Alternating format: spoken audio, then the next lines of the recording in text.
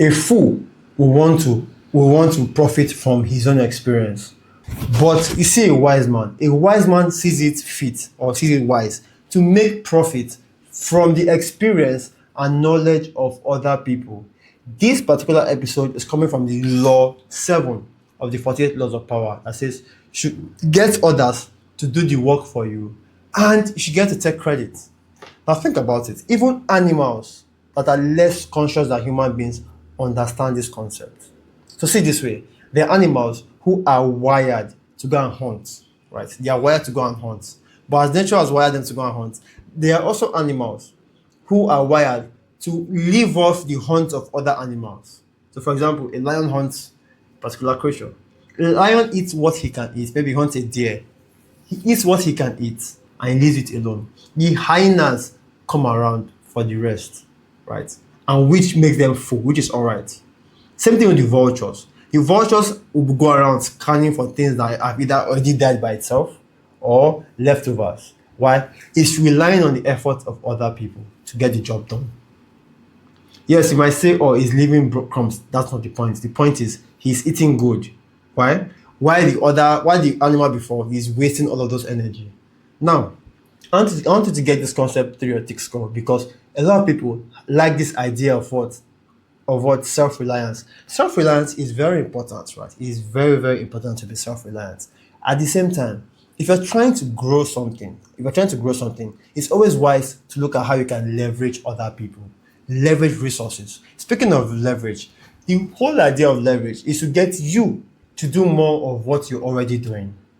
And a lot of people don't realize that if you cannot leverage, you're in a very big problem. That is what keeps people small, leverage. So how do people stay small?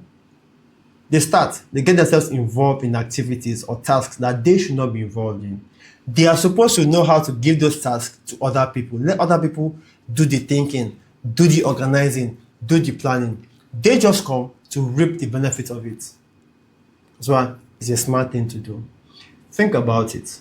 Do you think a CEO of a company is bothered about the exact marketing campaign that's being run on Facebook? Do you think so?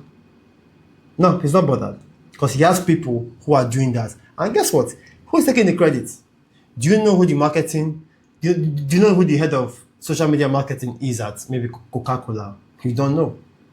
But when somebody grows the company to a particular level, it's the CEO that's been recognized. And that CEO position is a very powerful position.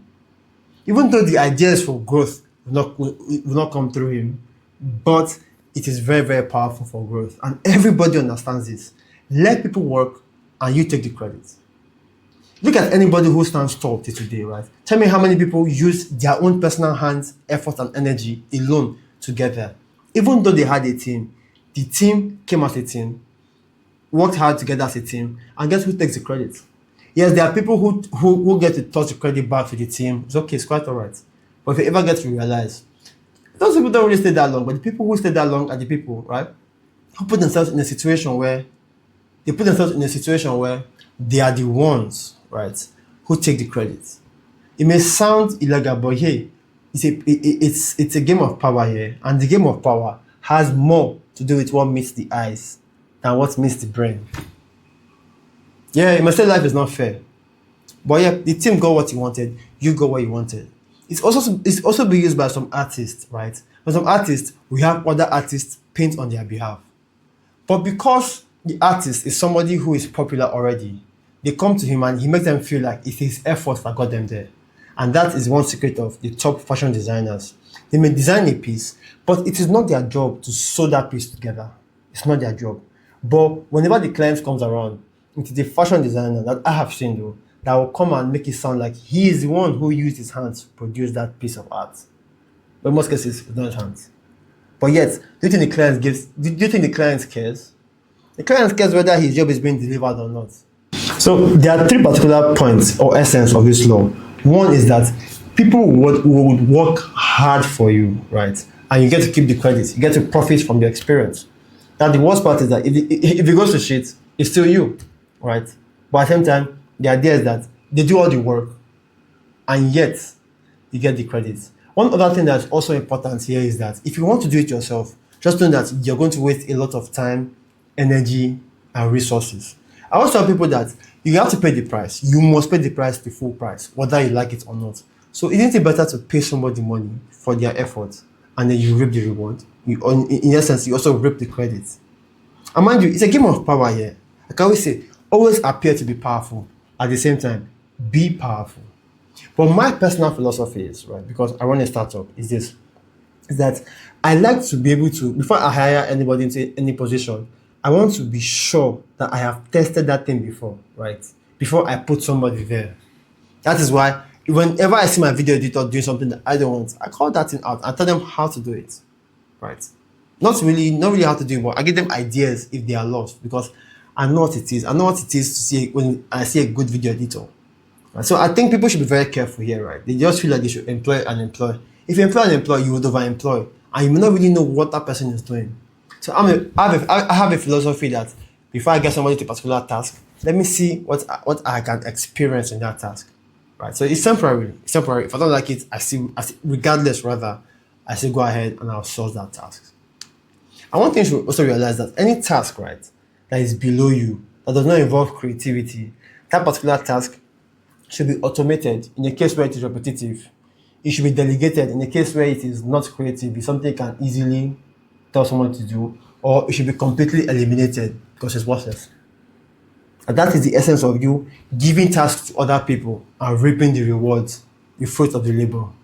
Now, one other point that the author, as Robert Greene, narrates is the fact that if you look around you, right, and mind you, there's also one powerful method that people are using till today that comes from this chapter, even though they like it or not, and they're making millions of dollars. They are building their brands off of it. And if you realize, that's the same approach I'm using to build my own brand and get my message out there. Is that in libraries, in old information, there's vast knowledge out there in terms of war, in terms of psychology, in terms of humanity, history. There's a lot of information that is there gathering dust. Now, it would be very, very wise for you or for anybody to go and look for deep and good information, repackage it to the public, and guess who takes the credit? Now you may say, oh no, it's not you, it's not your research, it's not your effort. Do you know who they call 𝙍𝙤𝙗𝙗𝙗? Do you think 𝙍𝙤𝙗𝙗 does all of that research? But no, 𝙍𝙤𝙗𝙗 understood and he's playing a very important role.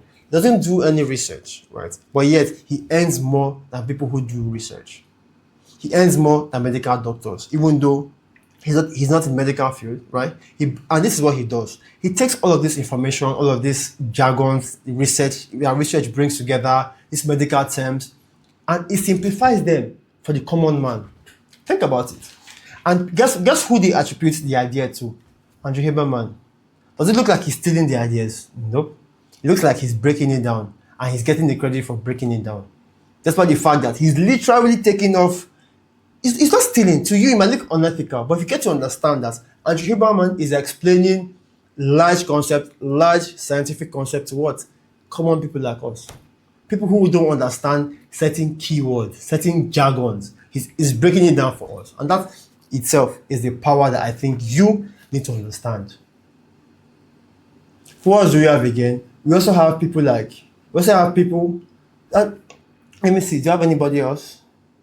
We could have, even most of these podcasters, they basically do it, right? Whether I like it or not, if you listen to a particular podcast, right, and you're listening to the ideas that the guests are bringing, do you really attribute those ideas to the guest? I mean, except if the guest is super popular, or do you attribute the idea to the podcast? Because you go to the podcast frequently, and you got some ideas from the podcast. So what that means is, there's a high chance that you're going to attribute the idea, and what that means is the podcast is taking credit for that idea. See how I'm showing you how this reoccurring over and over again. So if you are there feeling that it is very, very unethical, it's because you do not understand. One thing you should get to realize is I have a philosophy which I have been testing now is nothing is good, nothing is bad. Everything serves a purpose towards evolution. And whether you like it or not, this concept is called standing on the shoulders of giants. And what 𝙍𝙤𝙗𝙗𝙗 and the podcasters are doing is what I would call synthesizing. They are taking up old information or new information, packaging it together and bringing it to people, right? And that is one way people are cashing out these days, by running, whether they're running a life coaching business. Hey, that is one secret of life coaches, right? And I currently coach men to get their things together, to get their stuff together, to get their ideas together. To basically just become better people, man, to get their things, their shit together.